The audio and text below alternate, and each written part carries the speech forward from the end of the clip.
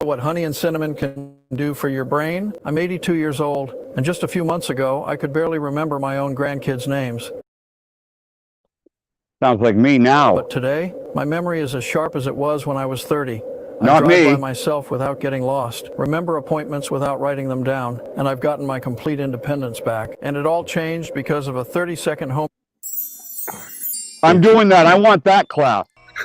I want that class. The following is a class on Srimad Bhagavatam, Canto 1, Chapter 8, Text number 40, given by His Divine Grace, A.C. Bhaktivedanta Swami Prabhupada, recorded on the 2nd of May, 1973 in Los Angeles.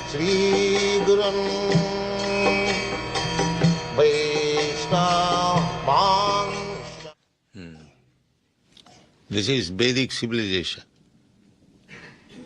There is mention of so many things, that the grains are in abundance and the trees are full of fruits. The rivers are flowing nicely. The hills are full of minerals and the ocean full of wealth. So where is the scarcity? There is no mention that slaughterhouse is flourishing, industry is flourishing. No such mention. These are all nonsense things they have created. Therefore, problems are there. If you depend on God's creation, then there is no scarcity, simply ananda.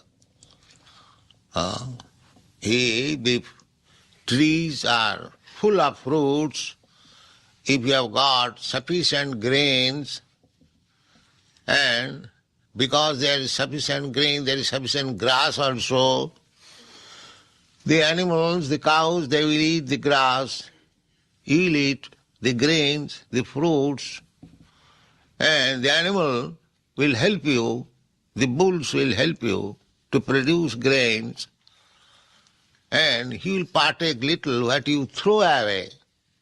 The animal will be satisfied. You take the fruits, inside of the fruits, you throw out the skin, the animal will be satisfied.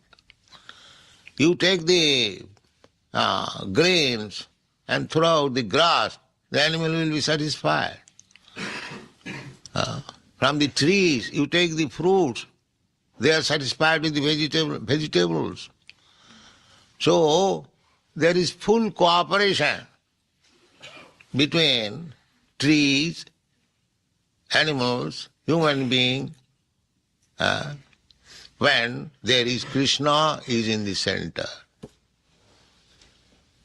This is civilization. Krishna consciousness is, if it is there, tava vikhitai. Tava vikhitai means this is due to your glancing over there. Just if you are sitting here, Krishna is glancing over us. Everything is nice, first class. Krishna has come very kindly because you are trying to become Krishna's devotee. He has come before you in his full opulence and is glancing over you, and you become happy and beautiful. Therefore we want this whole material creation is due to Krishna's glancing. So Khatha in the Vedas, he glanced over this matter and the matter became agitated. Just like there is man and woman. When the woman is agitated, there is fruit. There is fruit. Similarly, the whole creation is in the same process. The nature, matter, has to be agitated. That agitation comes from the life, not from the matter.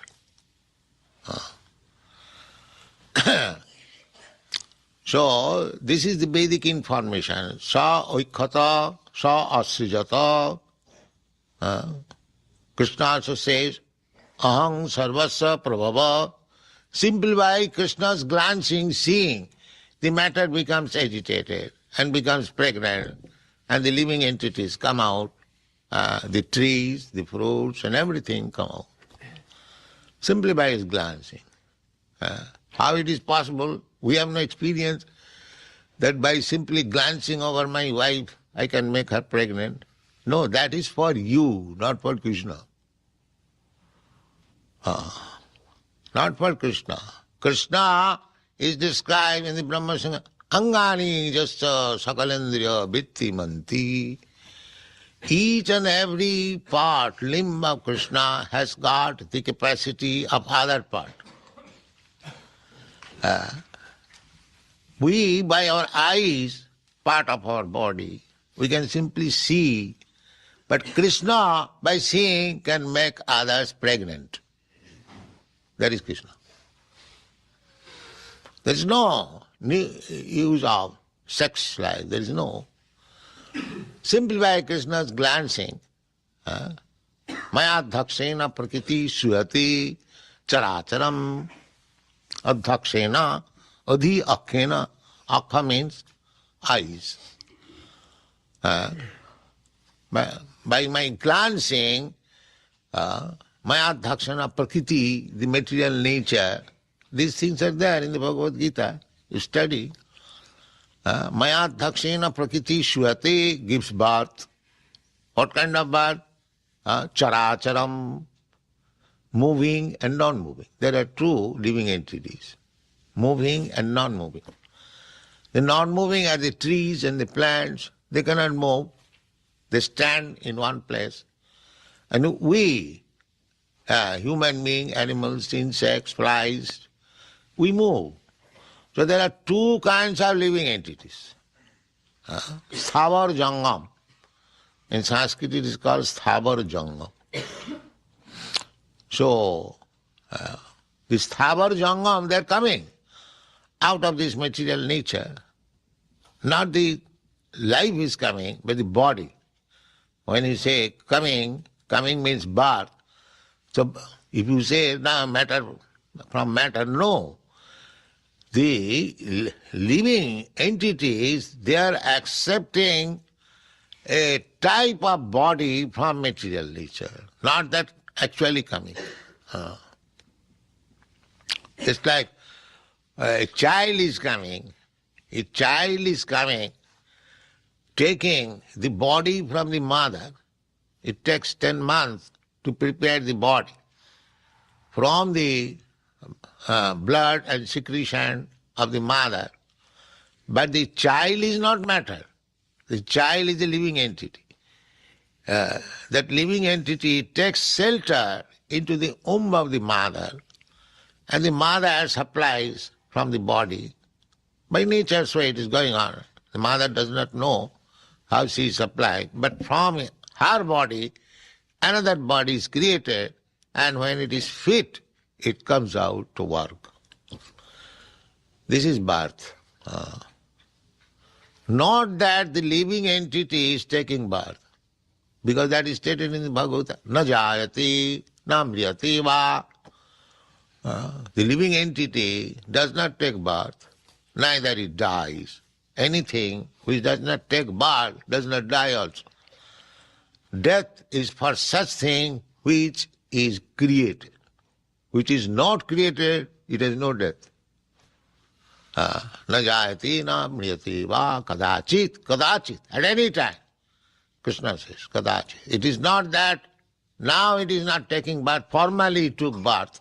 No. No kadachit.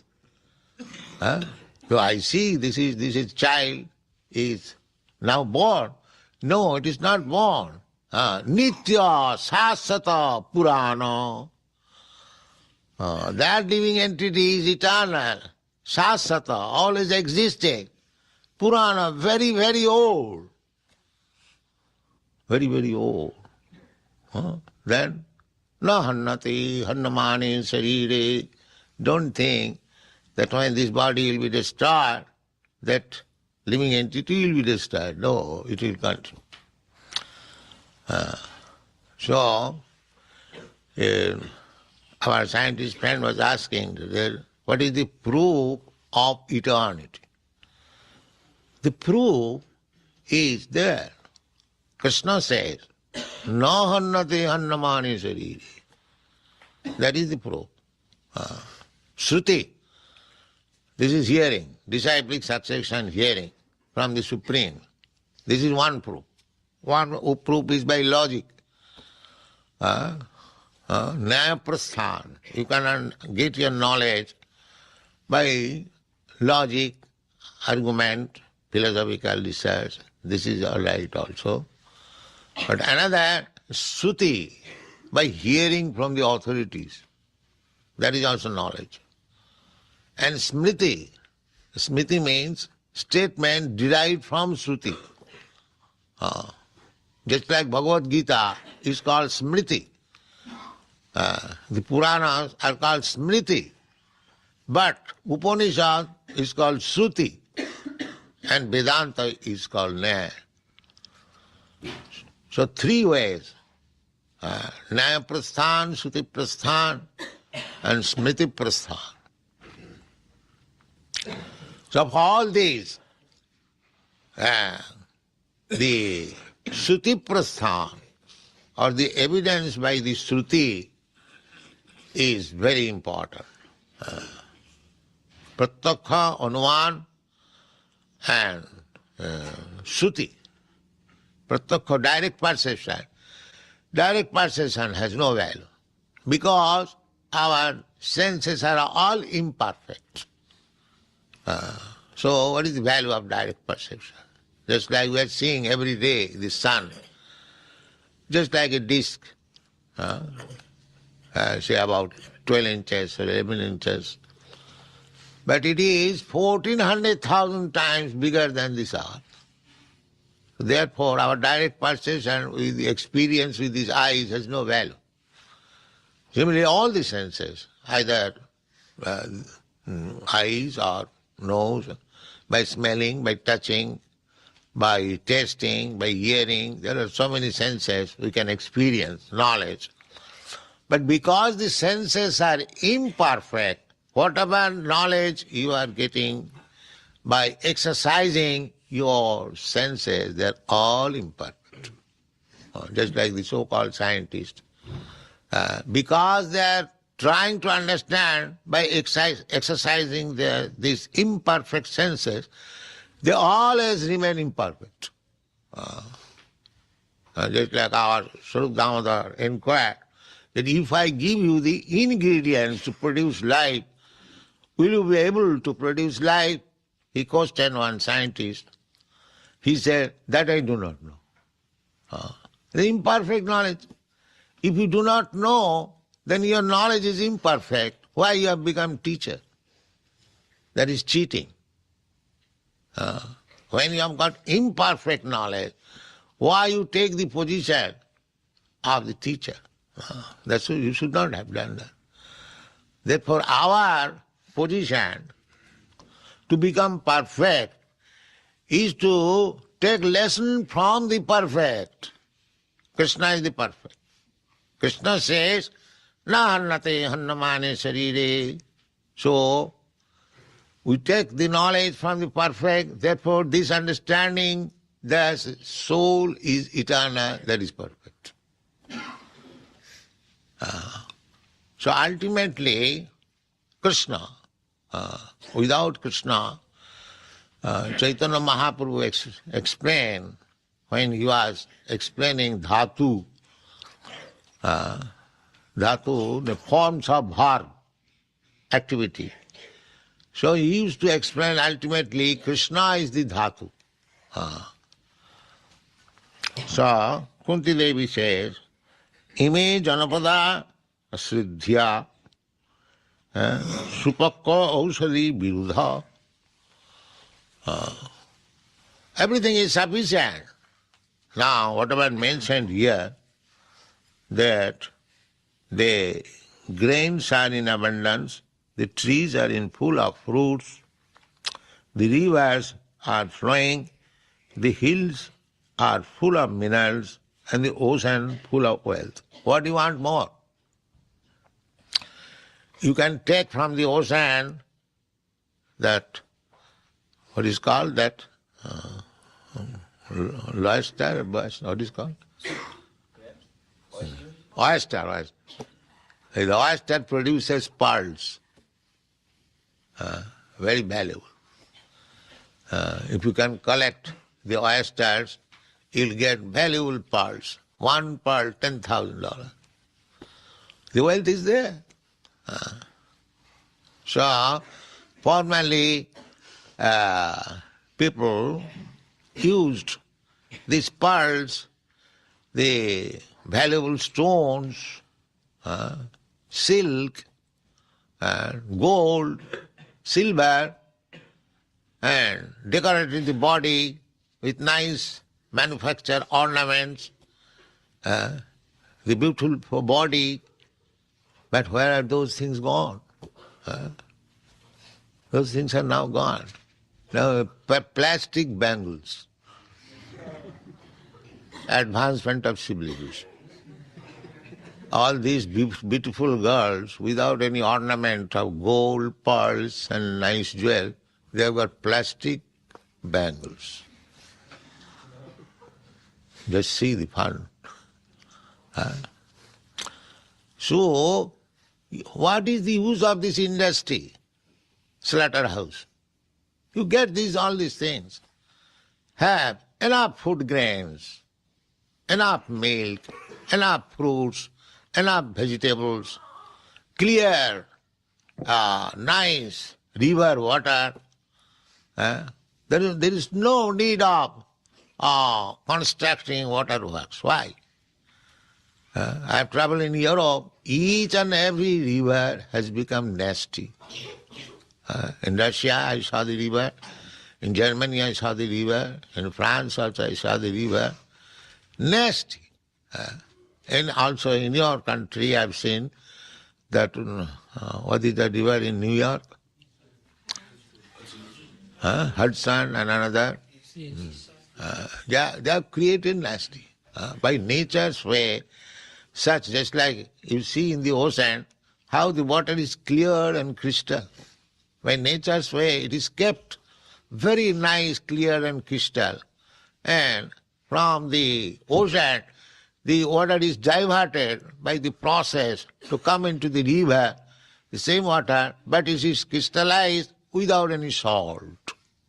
By nature's way. By nature's way means Krishna's way. So you take nice water from the river. What is the use of constructing huge waterworks supplying water? Nature has already given you. You take fruits, nice fruits. You take grains. You take milk products. You take silk. You take pearls. You take jewels.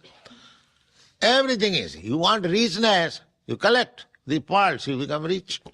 There is no question of to become rich by starting some huge factory of producing these motor bodies. You see? So we have created troubles. Otherwise, if we depend on Krishna and Krishna's mercy, because by Krishna's glancing, everything is all right.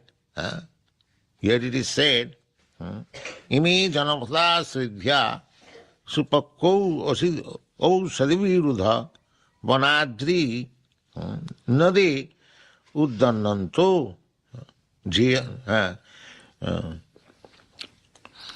jegante taba vikhitoi.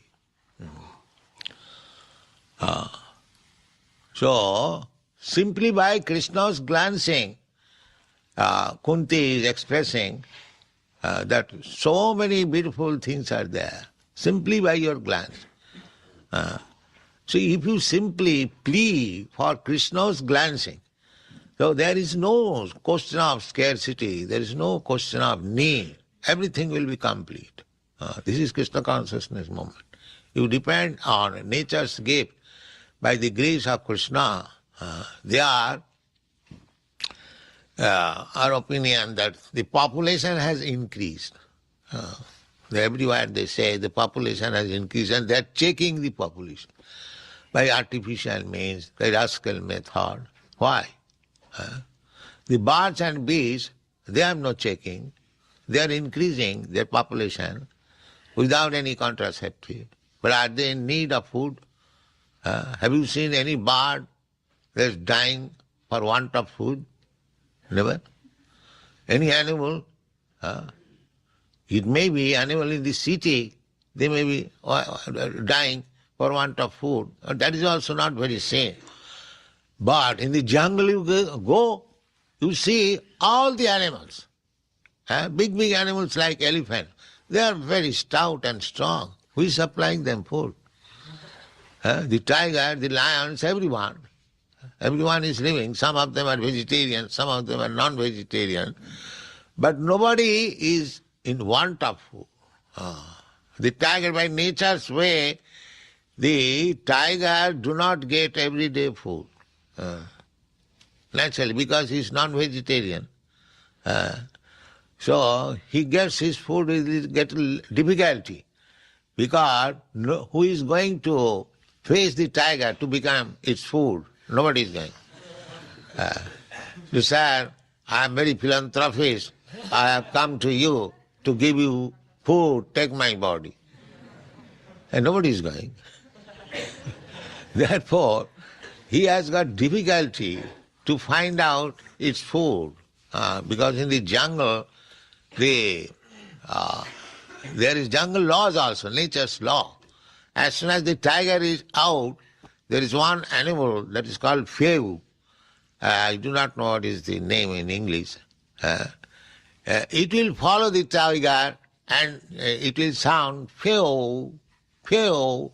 So the other animals will know now the tiger is out. So it has got difficult. It's got difficulty by nature's way. But still Krishna supplies him food. See, after 1 week, he gets the chance of catching one animal. Therefore, he doesn't get fresh food daily. He stalks the animal in some bush and takes little. So, he has become very powerful. People want, I want to become like tiger, or I want to become like lion. But that is not very good position. Because you want to get food daily. That's a fact. And you have to search out food with great labor. But if you become a vegetarian, you get daily. Anywhere there are grass, you can eat. The animals are eating. Now, in every city, there are slaughterhouses. But does it mean the slaughterhouse can supply all the meat? Suppose you don't take any other food, grains or vegetables, can you live simply by eating meat? There is no supply, sufficient supply. You have to eat the grains and the fruits and the vegetables along with a slice of meat you take. Still, for that slice of meat, you are killing so many poor animals. How much sinful it is. It is not to be done. It is not to be done. Therefore, people are not happy. They are committing simply sinful activities. How they can become happy?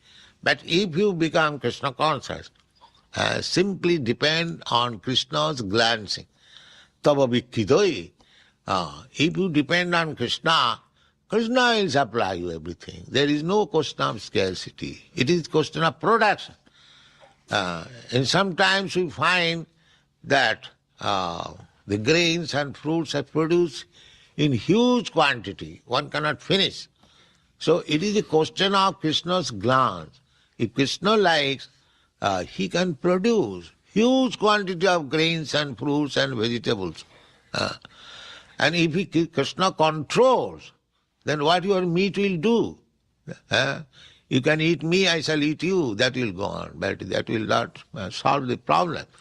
Therefore, for real peace of life, tranquility, and everything, sufficient supply of foodstuff, sufficient supply of milk and water, everything arrangement is there. Simply we have to depend on Krishna. Just like Bhaktivinoda Thakur is teaching us. So I depend on you.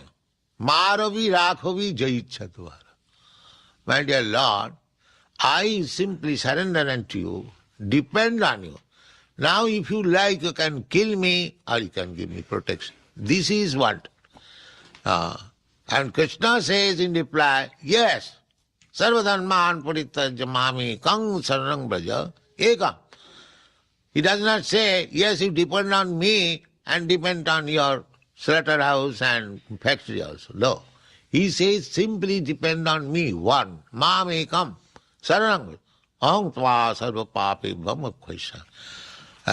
So I will rescue you from the resultant action of your sinful act, because you have lived so many years without being Krishna conscious. You have lived sinful life only. The Krishna gives assurance that as soon as one surrenders to Krishna, he immediately squares up all account. All your sinful activities finished now. Finished. Now we begin new life. That is called initiation. But don't commit anymore. Therefore we take promise from our disciples that now the account is squared up. Whatever sinful life you led, that is closed now. Without any payment, I close. Now don't commit anymore. That is nama parad. If we think that Krishna Nam, the holy name of Krishna, can nullify so many sinful activities, so if I commit little sinful activity and chant Hare Krishna, it will be nullified. No, don't think like that. That is the greatest sin. Namnad balad jasahi papa buddhi. Anyone who is thinking like that let me commit some sinful activities and in the evening I shall chant Hare Krishna, it will be all right. No, don't. That is the greatest offense. Out of 10 kinds of offenses, that is the greatest offense. Namnad balad jasahi. Don't take to that process, confession, just as the Christians do. They go to the church and confess. Suppose one confesses, that's all right, and again does the same sinful activity, then what is the value? Accept. That's why accept, it is fact. If you confess before the Lord, they said, my Lord, out of my ignorance, the sinful activities are done out of ignorance, not that by planning that I shall commit sinful activities, go to the church and confess, then everything is nullified, again begin, new chapter, sinfulness. That is not ignorance. That is by knowingly taking advantage of chanting Hare Krishna mantra. So we should be very careful. We promise before taking initiation, no illicit sex, no intoxicants, no gambling, no meat eating. We should strictly follow. Then we are clean. No more. And keeping oneself clean and keeping oneself always engaged in devotional service, his life is success and there is no need, there is no scarcity of anything he wants. Thank you very much.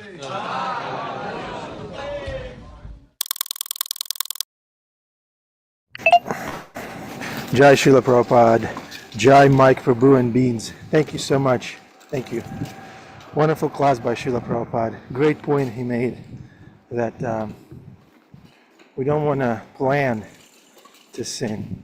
That can happen by ignorance, but the we can really take advantage of the holy name and sing on the account of the strength of the holy name. Sweet. Anyone like to speak? I'm outside, freezing for Krishna. Venamaduri has a hand up. Hare Krishna. Thank you for your service in Bihari. I can't believe you don't have a hat on, though. You're crazy. I am crazy. It's because my hair is too fancy. John, do you have a hat? Who? Who? Nitai Chand. Oh, Curious.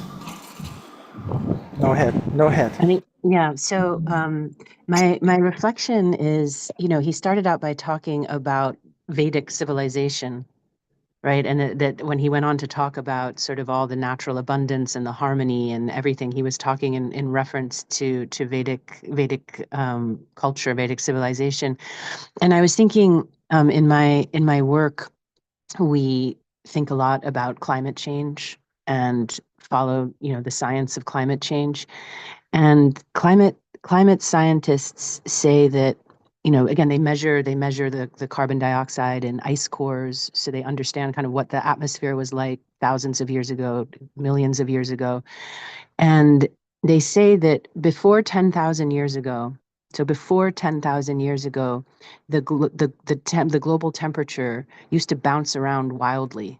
Like there was no steadiness. Go up and down and up and down. And then about 10,000 years ago, something happened where everything just came into harmony and regularity. And that's when the seasons emerged, and predictable seasons. And scientists say that that's what facilitated agriculture, which, happened on Earth about 10,000 years ago, according to scientists. But they can't describe what it was 10,000 years ago that caused everything to change. That caused this wild bouncing of temperature to stabilize, and this cooperation between like that the plants put out the carbon dioxide and the humans breathe the oxygen in certain ways, and like all these ecosystems that are developed that are all completely based on mutual cooperation, essentially, and competition, as Prabhupada was saying, and predation. But it's so interesting to think that 10,000 years ago is, by many measures, when Vedic civilization really started to flourish. I mean, I'm sure it's probably older than that, and obviously the teachings go all the way back to Krishna himself. But that it's interesting to think that as Prabhupada said, it was Vedic civilization that put Krishna in the center, and that was what was missing, and that was what was needed, and then suddenly everything stabilizes. So it's very intriguing to bring those 2 points of view together. And then also, to the extent that our culture today is taking Krishna out of the center, the predominant Western culture is taking Krishna out of the center, then we see this unraveling and pollution and degradation. And it was very sad to hear him talking about that the oceans being still clean in his day. Today those are completely polluted as well. So it was just really, really intriguing to bring, as I say, those sort of two viewpoints together as what brought the stability, what brought the prosperity. Hare Krishna. Thank you, Venamaduri. Yeah. The missing link is Krishna. Nitai Chand Prabhu. Hare Krishna. So within like scientific studies, you have inductive reasoning. You have what is called abductive. Now, in our what we study in with experiments in school, that's something where you have like repeatability. You have control group. You have it comes with a greater weight of evidence, because it's not just something that. So abductive is where you have a very small piece of information. You don't have the ability to have a control group. You don't have the ability to experiment. But with that small piece of information, you fan out a great theory. And so, for example, we have all our scientific studies, and still we struggle to solve 2-year-old murder mysteries. But with great confidence, we'll tell you this is what happened 10,000 years ago. But it's just with a little piece of evidence, and we try to examine that evidence and try to make a story that fits what we understand. But it's not coming with the same scientific veracity as, say, like you have in chemistry, where you have like a control group, or you have a test that you can repeatedly do over and over again. It's not like we can go back and repeat what happened 10,000 years ago or 100,000 years ago.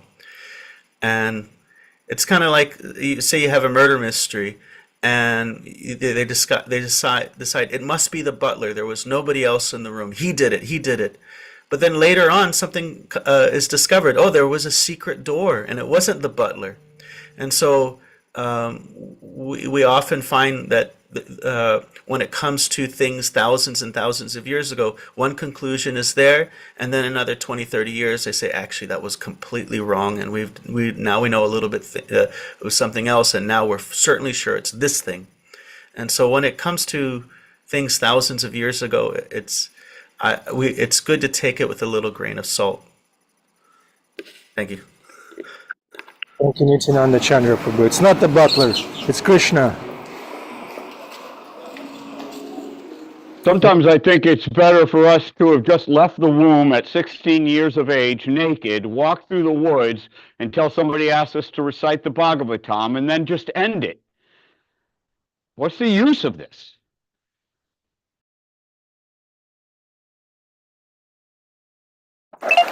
Thank you, Bhima Prabhu. Very practical advice.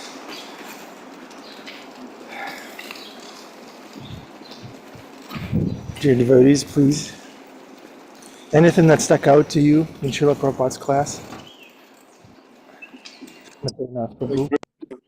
Really quickly, Mike. I really thought the statement of he provides food for the tigers, he provides food for the elephants, right? Nature and Krishna. And I thought how in this modern material world we strive for so much. And if we just move back to Krishna, if we put the spotlight back on Krishna, everything is provided for. But I have to go to work. Hare Krishna, Hare Bol. See you all tomorrow, I hope. Notice how that ended with, but I have to go back to work. No, Beautiful point, Mike. offering to Krishna. You know, I heard a saying, you know, when Christ mentions that the birds of the field, you know, they are fed. They do not worry for the next day's seed. They don't even worry how they dress. Their plumage is surpasses Solomon's glory. But the thing is that I heard an adjunct to that, which really makes sense, which is the birds still have to fly for their seed. They still have to go. They still have to build their nest. So we remember that Krishna helps us, but he actually wants us to go back to work. But to go back to work, of course, remembering him at all times. We do have our duties to do. Thank you. Thank you for clarifying that, Bhima Prabhu, and I'll see you all tomorrow. Mike, fly to Fly work. away, little birdie. Go get your seed. Is there enough, Prabhu? Yeah, we do our work with Krishna, inviting Krishna in. Show me, guide me, empower me to do this work. How do I work through this problem? Works are always, material world's always, how do we solve the next problem? So when we try to do it ourselves, it's scary or frustrating, but when we do it with Krishna, let's do it together. Let's work as a team. I was also, when Prabhupada was describing material nature and how beautifully it's set up, I was thinking, wow, look at Krishna's love, how lovingly he's created this nature and to support us. And then when we get very greedy and exploitive, as mode of passion and ignorance, then we just kind of we are destroying something that's Krishna set up so nicely for us. It's like I was thinking, it's like a loving embrace, material nature. It's like an embrace around us. We can feel embraced and so supported.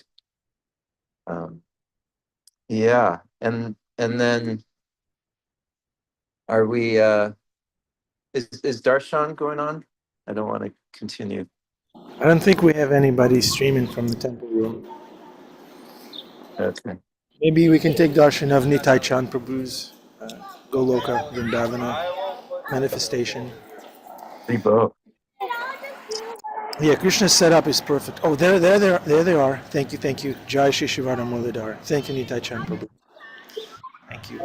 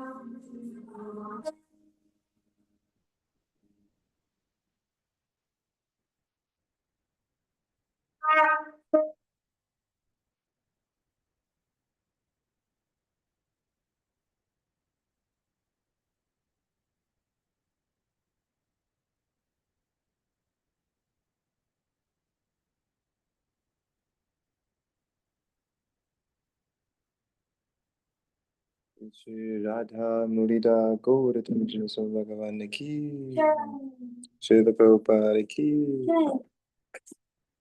गुरु पूजा करेंगे प्रभात का आरती करेंगे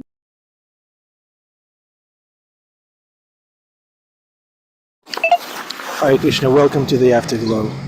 Sundarnath Prabhu, are you done glorifying Krishna? Sundarnath Prabhu, I mean, you done? Did you glorify Krishna sufficiently? Well, you renamed me, so now I'm feeling good about myself. I have a new name. I'm sorry, I'm freezing. Krishna is embracing me with extreme cold, and I feel his love and embrace. Your brain cells are frozen. Yes. I have very few left, and they're frozen. I was also thinking this point Prabhupada was saying, how if we commit some type of blunder or sinful activity out of ignorance, with like kind of an innocent ignorance, like, oof, I fell into that, damn.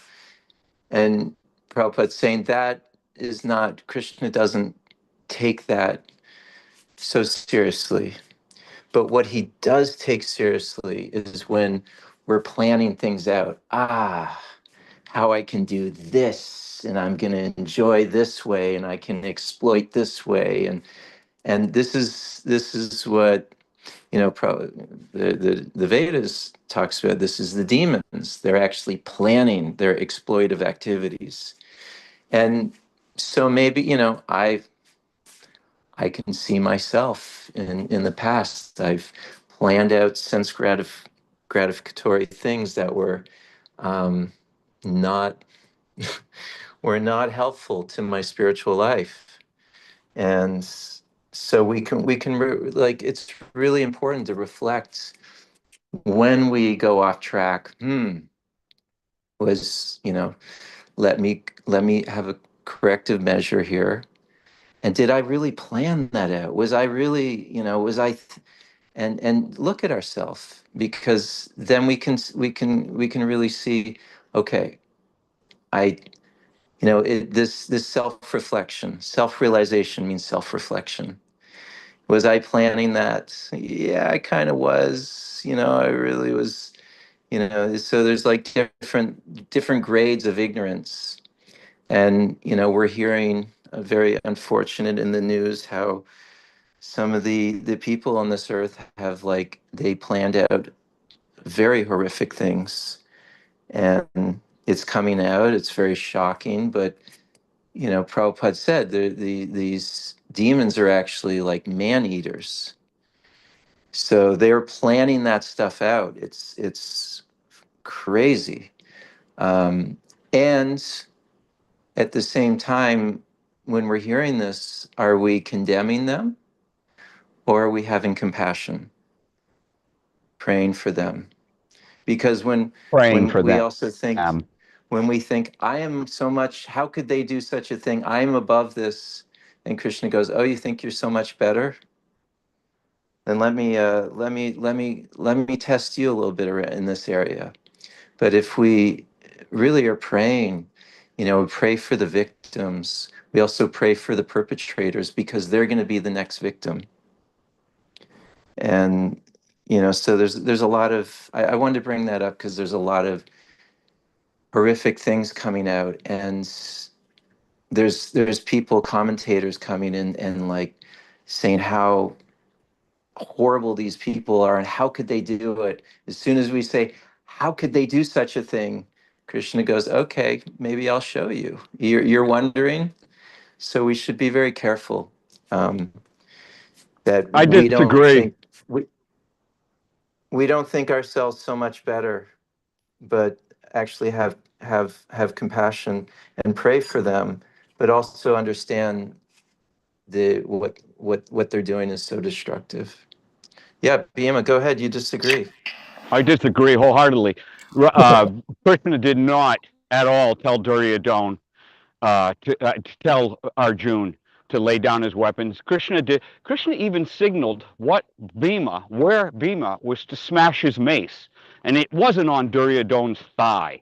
It was exactly where Duryodhana committed the greatest offense. Krishna arranged that Duryodhana wasn't protected in precisely that place.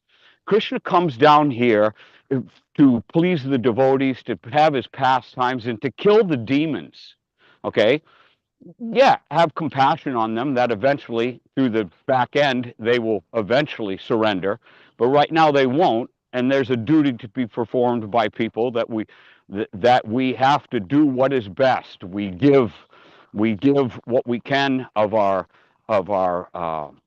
wealth to projects that help people who are the word less fortunate is so so inappropriate to what's happening in this world. But we do what we can to show compassion upon the victims. I agree with that.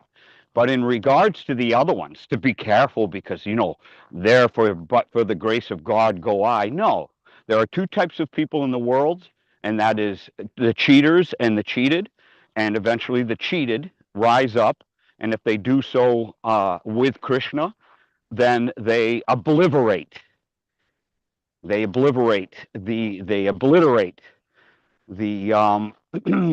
these offenders, and Krishna wants it done.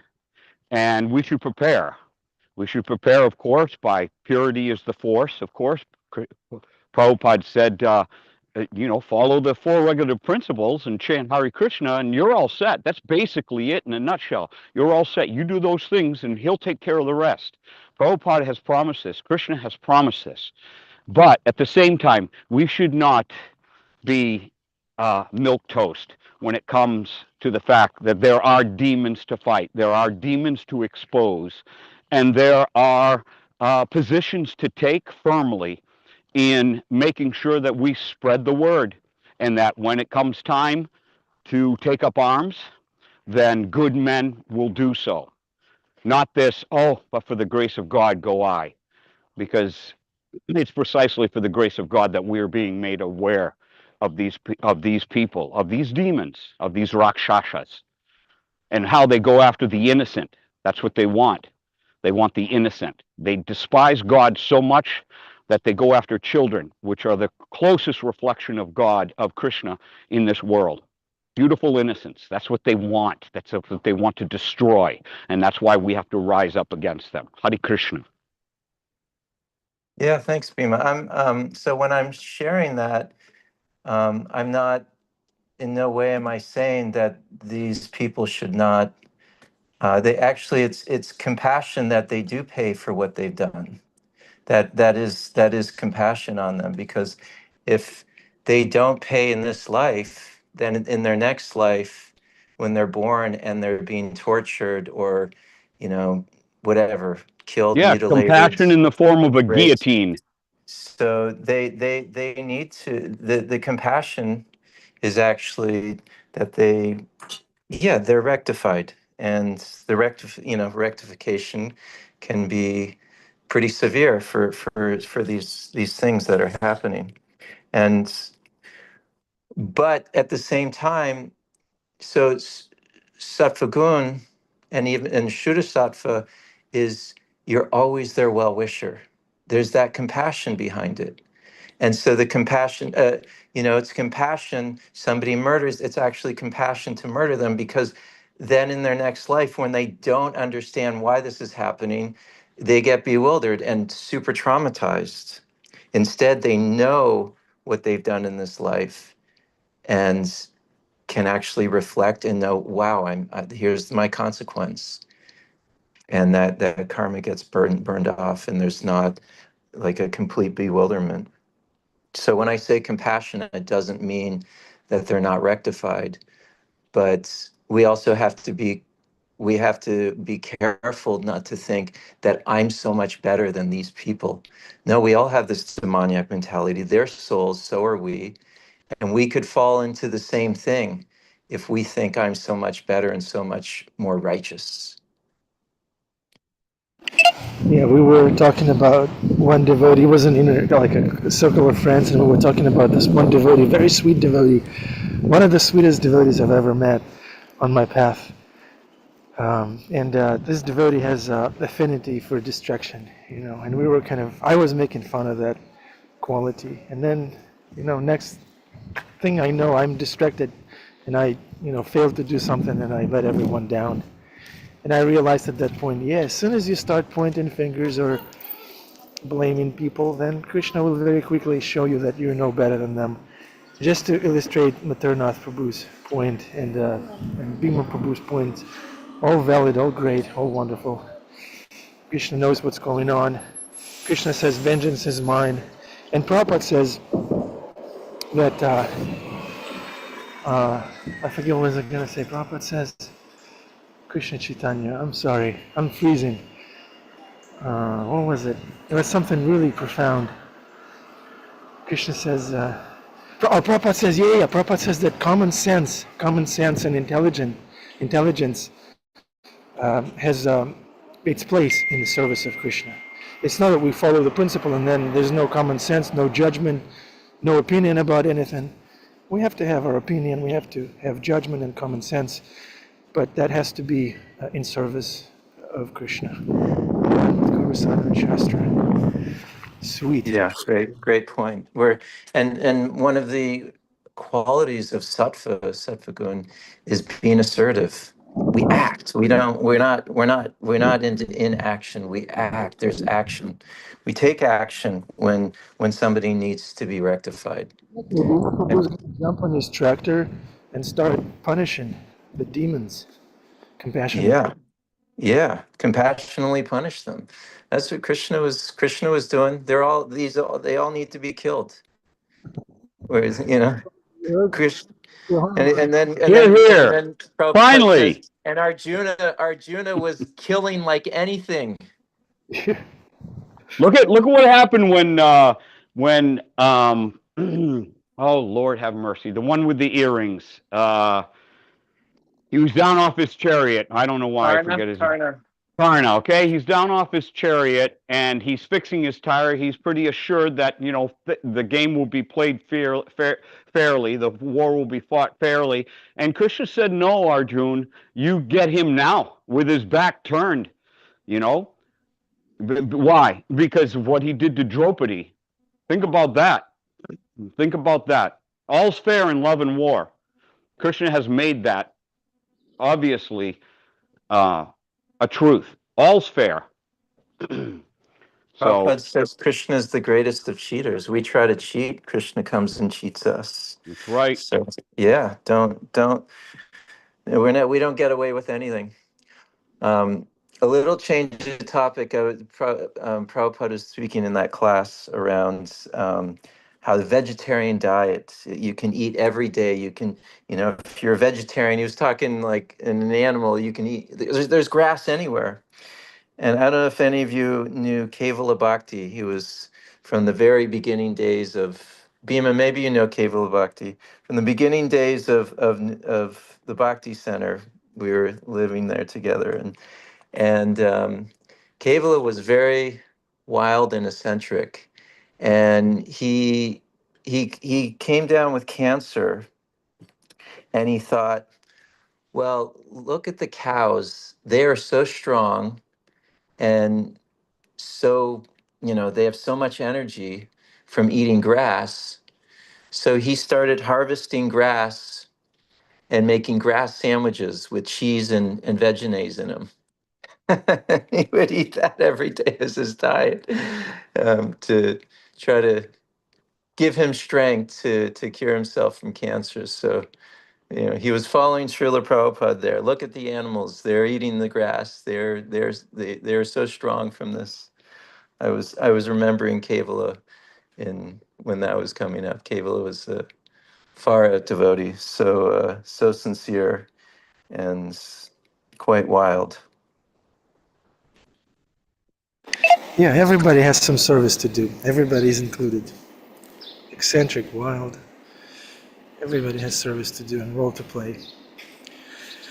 Okay, sweet.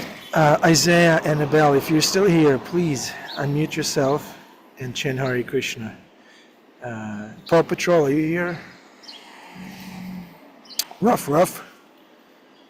No, I think they left. Okay, Annabelle, Isaiah, please, loudly, playfully, chant Hare Krishna. Okay, there they are. Annabelle.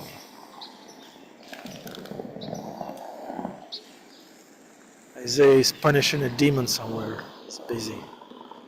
But there he is. Isaiah, Hare Krishna. Hare Krishna, Hare Krishna,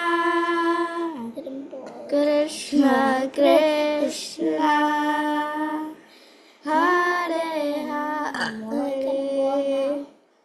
Hare Rama, Hare Rama, Rama Rama, Hare Hare. Thank you very much. That was perfect. Annabelle and Isaiah, they did it again so perfectly. Thank you, dear devotees, for your association. This is our lifeline. Thank you. See you again tomorrow here in Naimisharanya Forest. Hare Krishna. Have a wonderful day. Haribol.